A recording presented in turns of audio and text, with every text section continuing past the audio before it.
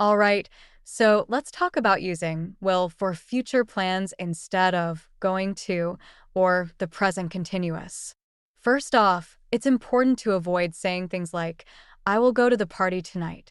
Instead, you should say, I am going to the party tonight, or even, I am attending the party tonight. Keep it clear and precise. Next up, let's address the confusion between shall, will, and going to. In American English, shall is often misused. For example, saying, I shall go to the store is incorrect. You should say, I will go to the store for a decision or I am going to the store for a prior plan. Let's keep it simple and accurate. Moving on, using the present continuous for permanent actions or general truths can lead to misunderstandings. Saying, I am living in Paris is incorrect.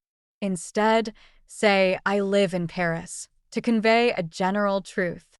Similarly, avoid saying, I am loving this book and opt for, I love this book to express a permanent feeling. Lastly, when it comes to choosing between will, shall, and going to, remember their specific uses. Will is for predictions, promises, or decisions made at the moment.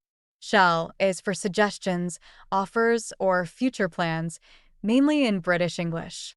And going to is for prior plans or intentions. For example, if you're talking about attending a meeting tomorrow, you could say, I will attend the meeting tomorrow for a prediction or decision. I shall attend the meeting tomorrow for a suggestion or offer, or I am going to attend the meeting tomorrow for a prior plan.